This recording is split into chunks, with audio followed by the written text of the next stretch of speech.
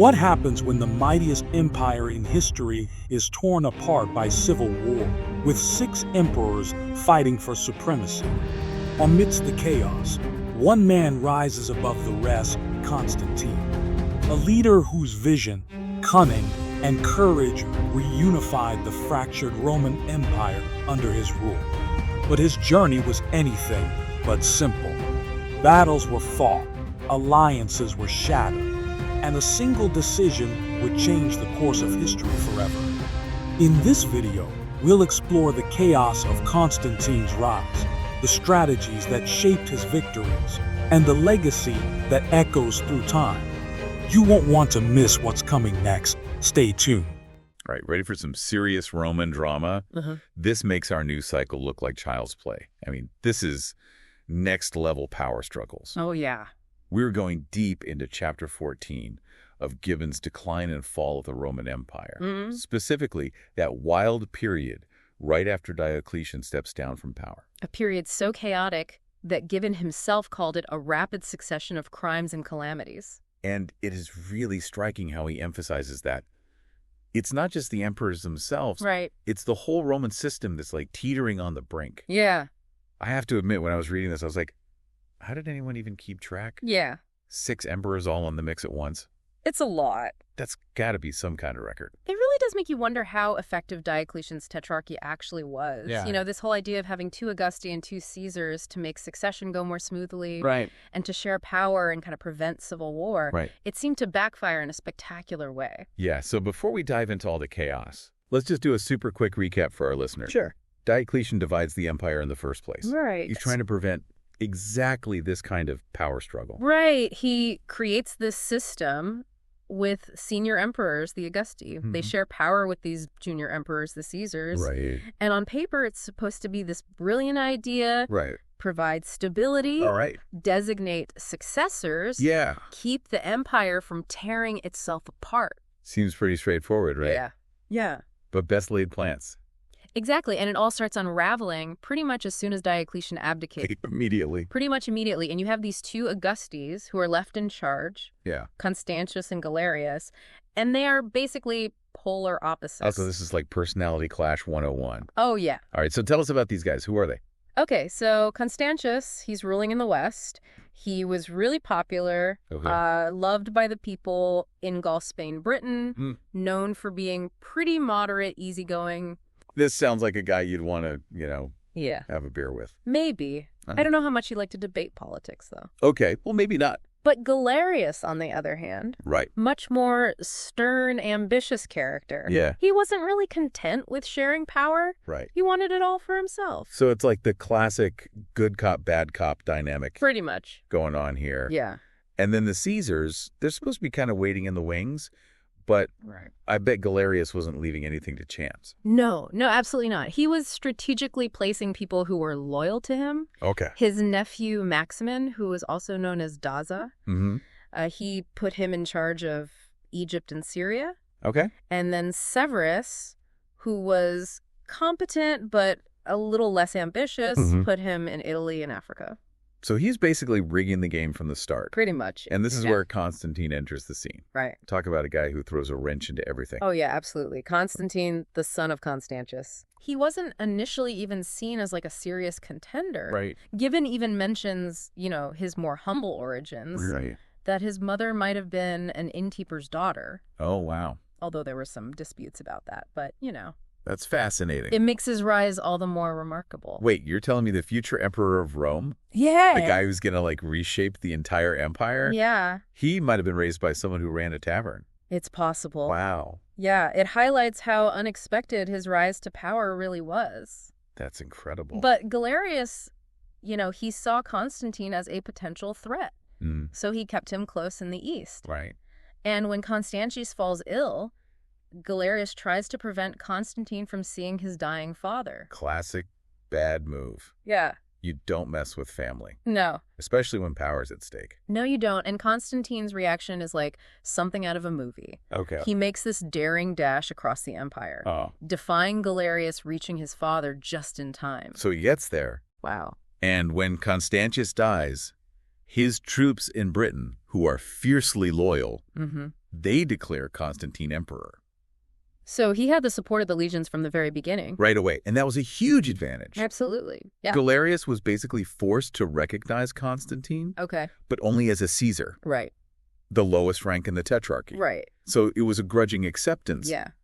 But it gave Constantine a foothold. A chance to, build up his power. Right. Yeah. And I bet he wasn't about to let any kind of internal family squabbles undermine him. No, he was very savvy about that. Yeah. He had 6 half-siblings Ah. who were potential rivals. Yeah. But he treated them well, made sure that they were loyal, Smart. and he prevented those kinds of internal power struggles. Yeah, that's a big contrast to the drama that's unfolding back in Rome. Yeah. So what's going on there? I mean, I imagine not having an emperor around Right. was causing some serious discontent. Oh, it was, you see, for centuries, the Roman people were used to having their emperors right there in the city, Right. close by. Yeah. But with this tetrarchy system, the emperors were all ruling from their designated territories. Yeah. And this led to a feeling of neglect in Rome itself. I mean, this has got to feel like a slap in the face Yeah. for the people who consider themselves the heart of the empire. Exactly. And then you add to that the economic burden of Galerius's new taxes. Right. Especially these taxes that broke this 500-year tradition of Roman citizens being exempt from personal taxes. Oh, wow. You've got a recipe for rebellion. Classic Roman politics, taxes, and feeling ignored by the people in power. Pretty much. This is ripe for someone to exploit. It is, and that someone was Maxentius, Maxentius, huh? the son of the retired Emperor Maximian. Right. He saw this discontent brewing and he tapped right into it. Okay. Positioned himself as the champion of the Roman people. So he's like the populist firebrand of the day. You could say, But was he actually competent, or was he just good at stirring the pot? Gibbon doesn't paint a very flattering picture. Okay. He was cunning, no doubt, Right. and ruthless, Mm-hmm. but maybe not as capable as he thought he was. Okay, so Maxentius, he sees his chance. Right. He goes for it. Yeah. What's his first move? He launches a rebellion against Severus, Okay. the Caesar who's in charge of Italy and Africa. Right. Severus was a capable administrator, Okay. but he was completely outmaneuvered by Maxentius. Oh, wow. He ended up trapped in a city, betrayed by his own troops, Wow. and ultimately driven to suicide. Brutal. So that's one emperor down, and we're only just getting started. Yeah. So now we have this crazy situation Yeah. where Maxentius, who sees power in Rome, Mm-hmm. and Constantine, who is consolidating his hold on the West, Right. they're forced into this alliance. Yeah. It's like the enemy of my enemy is my friend. Right. It's pure political maneuvering. Right. No genuine friendship or trust there. It's a marriage of convenience, Roman Sure. style. You could say that. And what about old Maximian?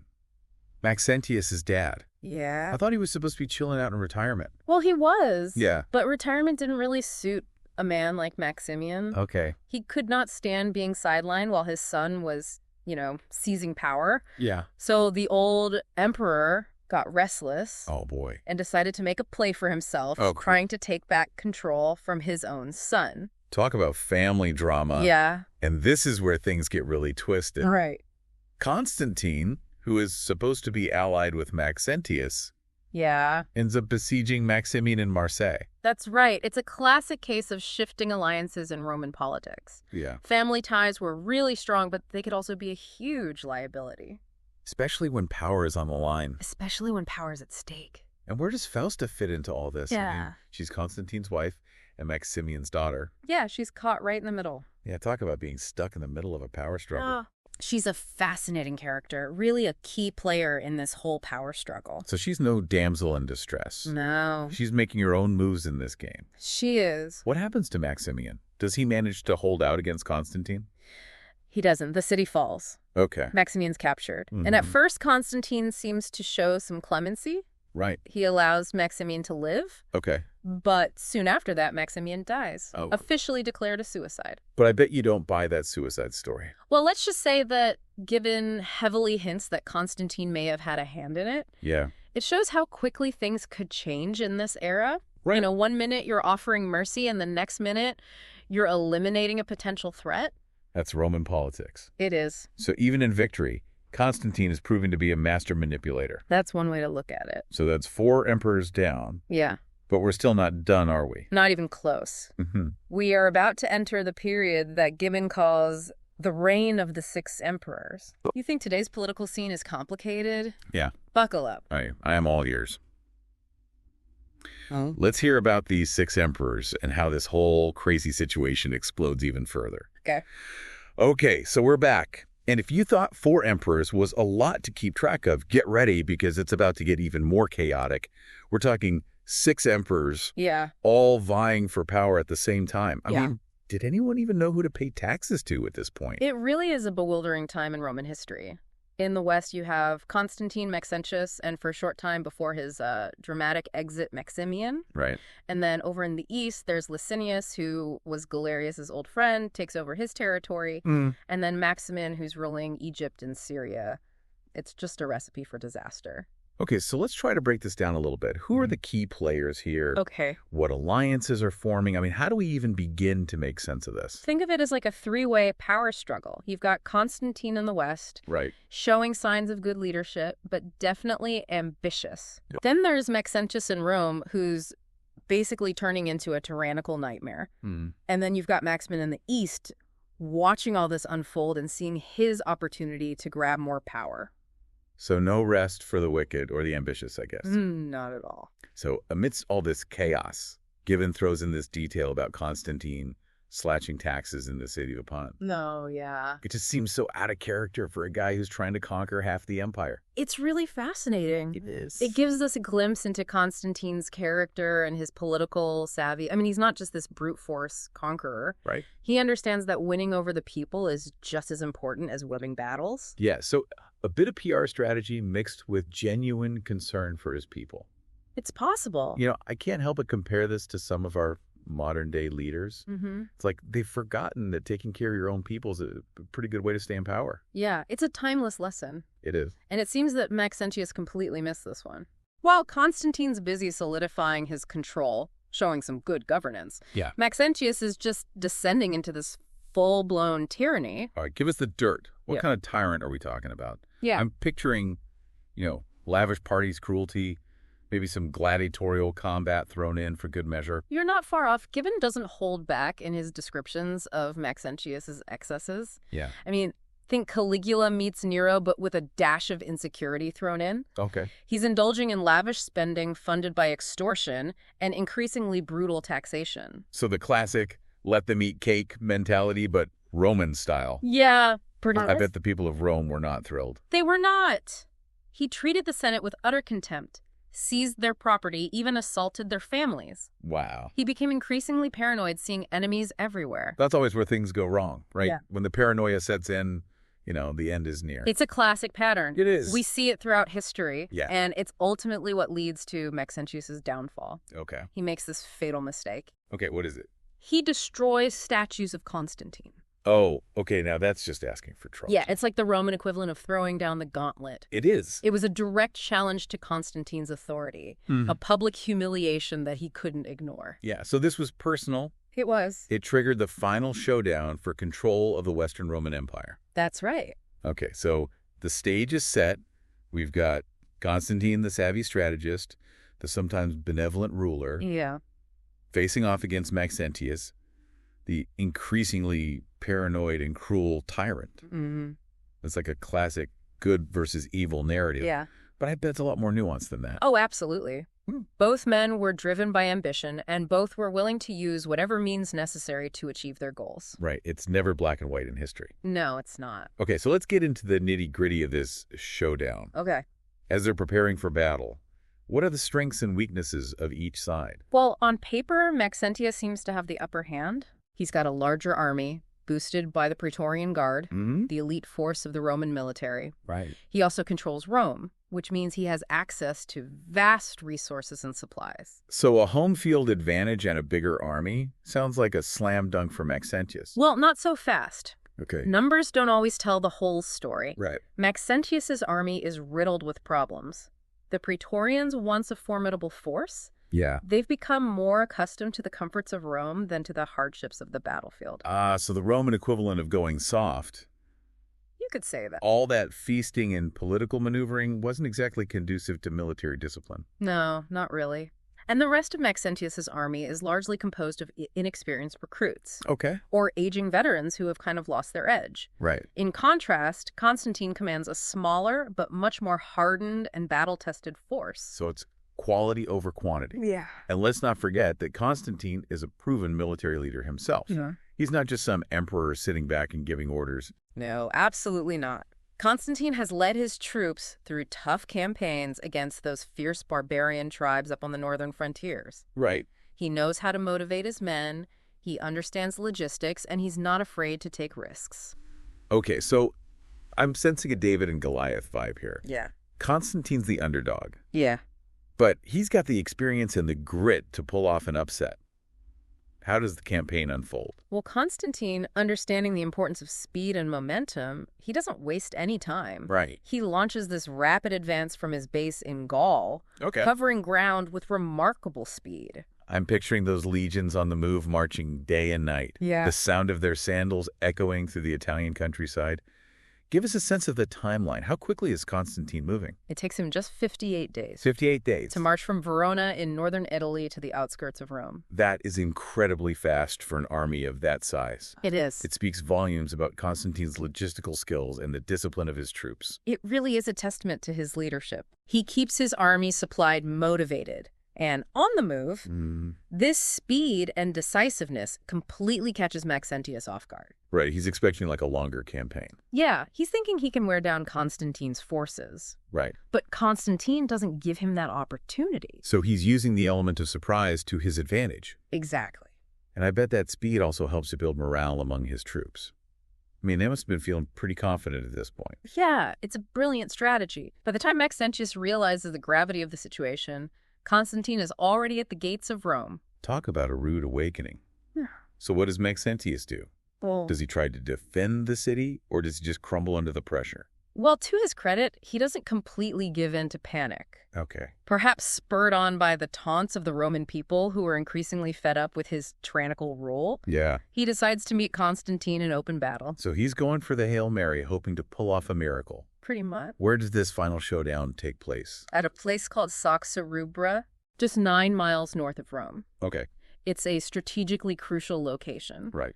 Maxentius deploys his larger army along this wide plain with the Tiber River at their backs. Okay, so he's got a natural barrier behind him. He does. It's a strong defensive position, but it also cuts off his escape route. Ah, so it's do or die for Maxentius. Yeah, he's putting all his eggs in one basket. And what about Constantine? How does he approach the battle? Well, Gibbon doesn't go into tactical details. Right.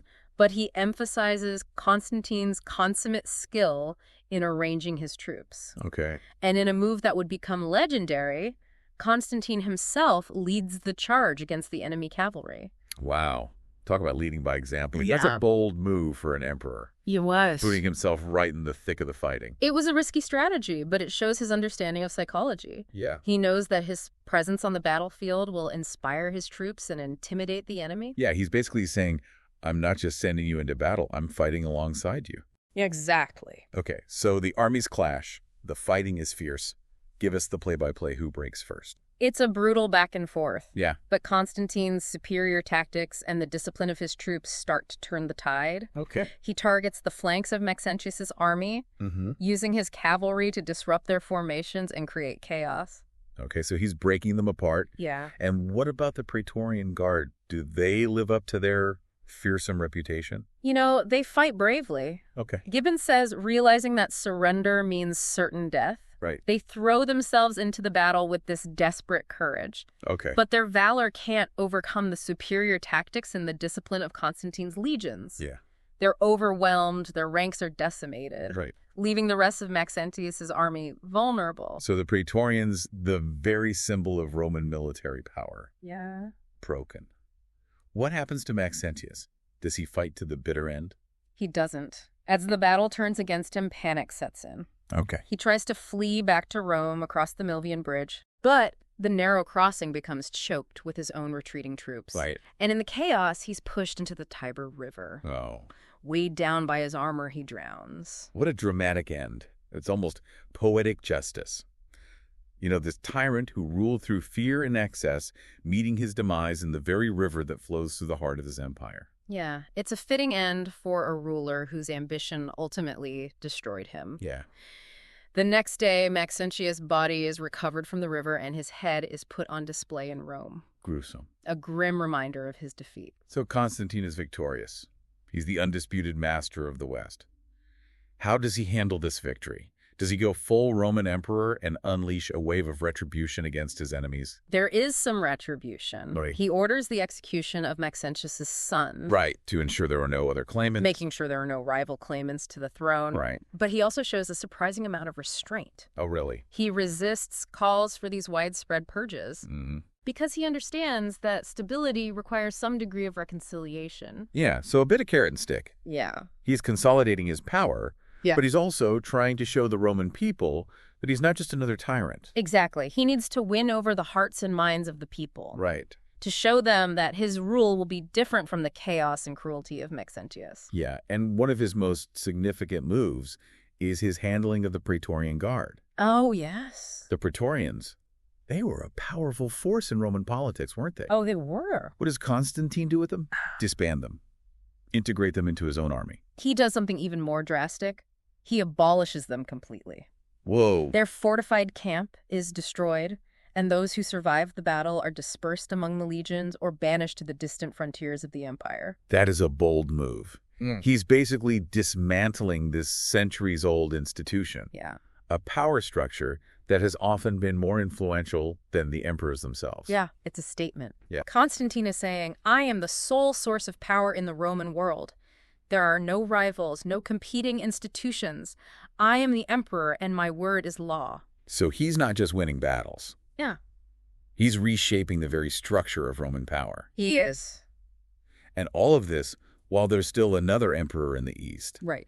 Licinius, watching all this unfold and probably calculating his next move. Oh, absolutely. That's where the story gets even more complicated. The rivalry between Constantine and Licinius is about to explode. Yeah. And the stakes are even higher control of the entire Roman Empire. It's all on the line. All right, so things are definitely heating up. We've got two emperors, both proven military leaders, both hungry for power. Yes. Before we delve into that final confrontation, let's take a quick pause. We'll be back shortly with the thrilling conclusion of our deep dive into this chaotic period of Roman history.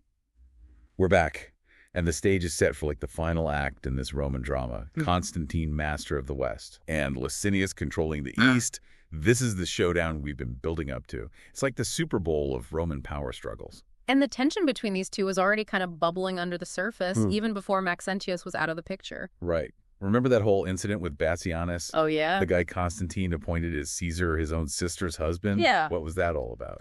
It's a great example of how personal ambition and family ties just get all tangled up in this era. Yeah. Constantine wanted Bassianus to control Italy, maybe even Africa, as a way to kind of balance out Licinius's power. Right. But Licinius, never one to miss an opportunity. He starts whispering in Bassianus's ear, encouraging him to rebel. So classic divide and conquer tactics. Right. Did it work?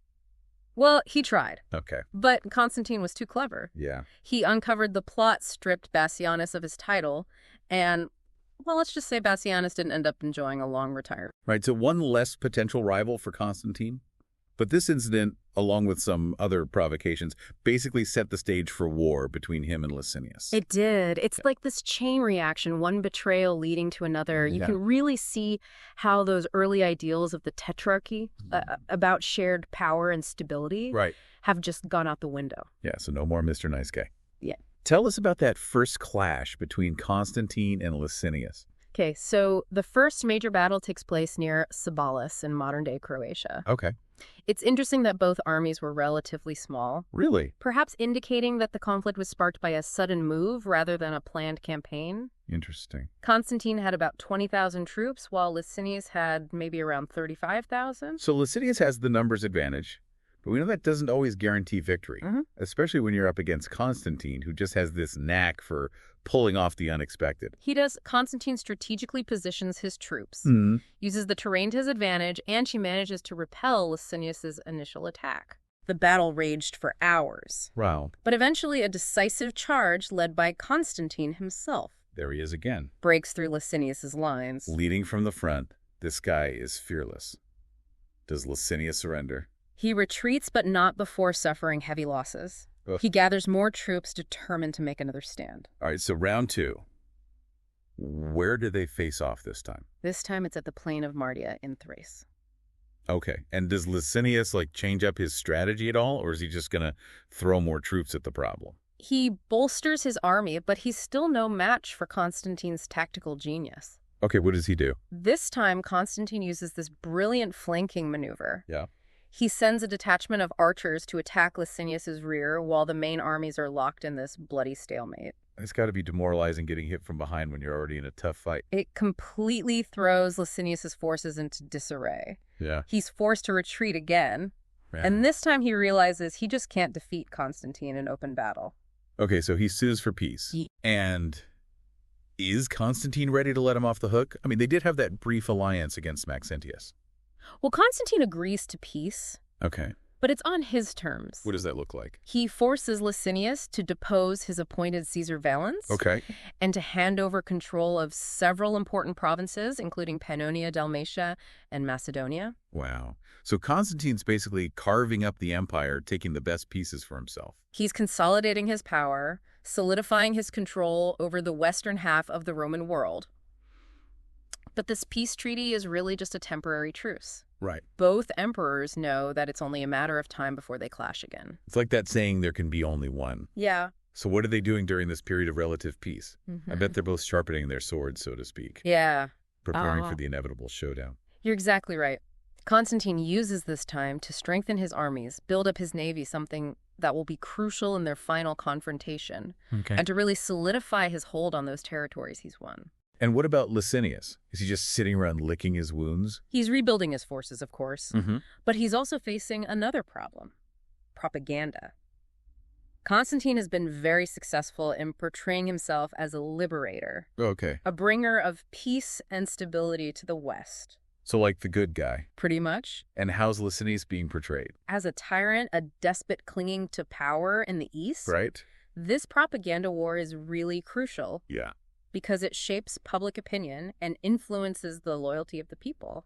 So it's not just about military might, it's about winning hearts and minds. It is. And I bet this propaganda battle is making the tension between them even worse. Oh, absolutely. After 8 years of this uneasy peace, the conflict reignites. Here we go. This time, it's a fight for the ultimate prize control of the entire Roman Empire. This is it, the final showdown. Yeah. What's the game plan? How does this war play out? It's a complex campaign with battles fought on both land and sea. Okay. Licinius, realizing that he's at a disadvantage on land, Yeah. he focuses on building up his navy. Okay. He amasses this huge fleet, drawing on the shipbuilding resources of Egypt and Asia Minor. So he's betting on naval superiority to give him an edge. What about Constantine? Does he just, concede the seas to Licinius? Not a chance. He understands the importance of naval power, Yeah. and he starts building up his own fleet, although it's smaller than Licinius's. Okay. The first major clash takes place in the Hellespont, The Hellespont, okay. that narrow strait that separates Europe and Asia. Right. Control of the Hellespont is crucial. It's like the gateway between East and West. Exactly. Whoever controls the Hellespont can move troops and supplies freely between the continents. Right. And leading Constantine's fleet is his eldest son, Crispus, Okay. who's already proving himself to be a skilled military commander. So it's a battle of the young guns. How does this naval showdown go? It's a brutal fight, Yeah. with heavy losses on both sides, Mhm. but then a stroke of luck for Constantine. Okay, what happens? A strong south wind blows in, Oh, wow. giving Crispus's ships a crucial advantage. I love how even in these ancient battles, weather can play such a decisive role. Yeah, it's a reminder that even the best laid plans can be affected by forces outside your control. Right. Crispus seizes the opportunity. Okay. He outmaneuvers Licinius's fleet and inflicts a crushing defeat. How bad are we talking? Over 130 of Licinius's ships are destroyed and thousands of his sailors are killed. That's a major victory for Constantine. He's broken Licinius's naval power. Yeah. He's opened up the Hellespont for his own forces. What does Licinius do now? He retreats to Bithynia in Asia Minor. Okay. desperately trying to raise another army. Meanwhile, Constantine, relentless as ever, lays siege to Byzantium. That vital city that controls the passage between the Black Sea and the Aegean Sea. So he's tightening the noose. Yeah, he's got Licinius trapped in Asia Minor. Yeah. And he's cutting off his escape routes. This is at the end game. Where does this final confrontation take place? At Chrysopolis. Chrysopolis, okay. On the Asian side of the Bosphorus. Licinius's troops, although they fight bravely, they're just simply outmatched. Yeah. They're exhausted, demoralized. Right. And facing the full might of Constantine's veteran legions, it's a massacre. 25,000 of Licinius's soldiers are killed. Wow. So it's over. Constantine has won. Yeah. He's achieved what Diocletian set out to do, what no one thought possible. He's reunited the Roman Empire under a single ruler. What happens to Licinius? Initially, he surrenders. Okay. And Constantine, influenced by his sister, who's married to Licinius, Right. promises to spare his life. Okay. Licinius is sent into exile, but this act of clemency doesn't last long. Within a year, he's executed most likely on Constantine's orders. Wow, so much for mercy.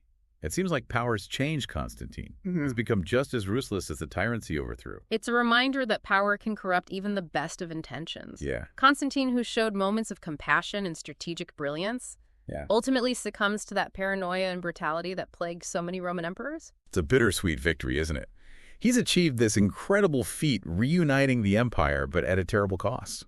It is, and it highlights one of the central themes of Gibbon's work. What's that? The cyclical nature of Roman history. Right. The very things that allowed Rome to rise to greatness.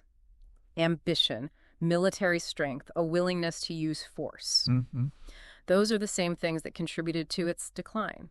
Yeah, it's a fascinating paradox. It is. We've covered a lot of ground today, listener. From the crumbling tetrarchy to Constantine's rise. Right. We've seen how personal ambition, political maneuvering, and sheer military power really shaped the fate of the Roman world. What stands out most to you about this period? Well, I think it's the complexity of the characters. Yeah. We see figures like Maxentius, driven by greed and paranoia, who ultimately destroy themselves. Right. And then there's Constantine, this incredibly shrewd and ambitious leader who shows glimpses of greatness, yet ultimately falls prey to those same corrupting forces that brought down so many before him.